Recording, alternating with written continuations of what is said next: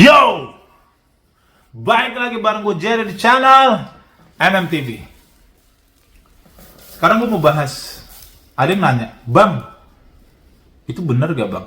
Di Amerika orang-orang yang kerja ditangkapin?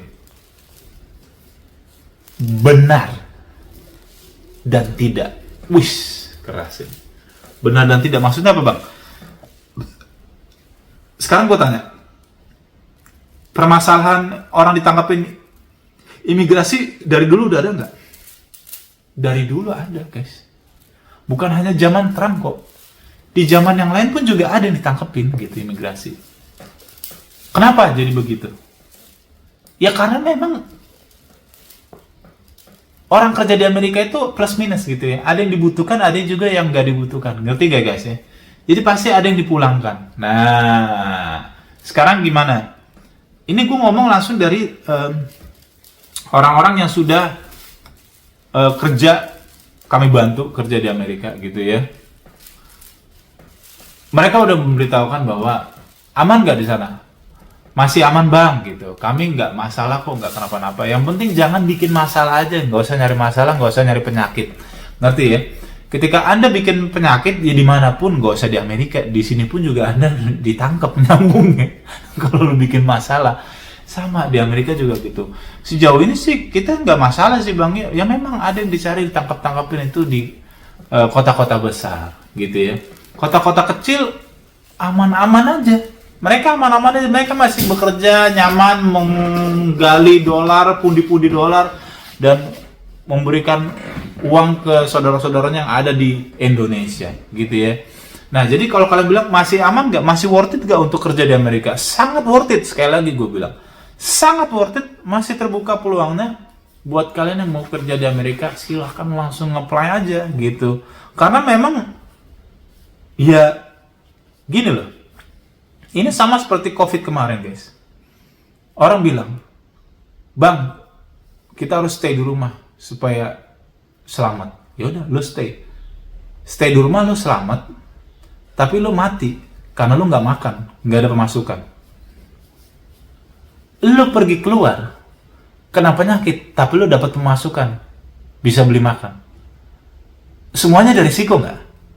Lu stay ada risiko, lu keluar ada risiko. Sama nge-apply visa Amerika juga gitu. Lu kerja di Amerika ada risiko, lu kerja di Indonesia ada risiko. Ya lu pilih aja. Lo lihat resikonya. Semua hidup ada resiko bro. Kita tidur aja ada resiko. Resikonya sampai kepanasan, kelaparan, butuh minum, butuh makan. Lagi tidur aja bisa aus nih. Resiko. Ngerti? Jadi kalau lu nge-apply visa, kebanyakan alasan terus, Bang nanti di Amerika kita ditangkap lagi. Ya udah nggak usah. Mending nggak usah, jangan. Ya. Kalau emang lu nggak mau.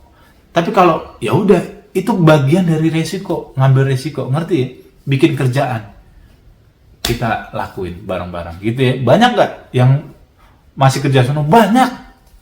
Ikutin orang-orang yang berhasil di sono, yang masih kerja. Banyak. Mereka bilang apa? Aman. Udah tenang aja. Banyak. Ada yang ketangkap? Ada juga gitu. Terus kalian tinggal pilih aja.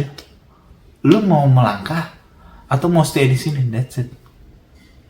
Lu mungkin di sini aman, nggak dikejar-kejar apa segala macem, ya, tapi lu nggak ada duit buat makan. Dalam tanda kutip ya, di sono lu harus dikejar-kejar, tapi lu dapat makan, duit.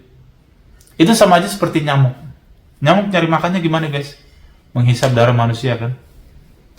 Tapi kalau dia nggak hisap, dia mati. Dia hisap, kemungkinan mati dipukul sama manusia. Apakah nyamuk berhenti untuk menghisap darah? Tidak. Mereka tetap menghisap darah karena mereka tahu mereka butuh makan. Makanya Amerika pun mau segimana diblokir-blokirnya itu imigran, tetap aja datang kan imigran yang cari kerja dan bekerja di sana. Karena apa? Mereka butuh makan. Nyambungin logikanya guys ya. Don't forget subscribe, like, comment, dan di-share supaya orang bisa tahu caranya ke Amerika dan bekerja di sana. Bersama gue Jerry, tunggu kami di konten-konten berikutnya. Yo.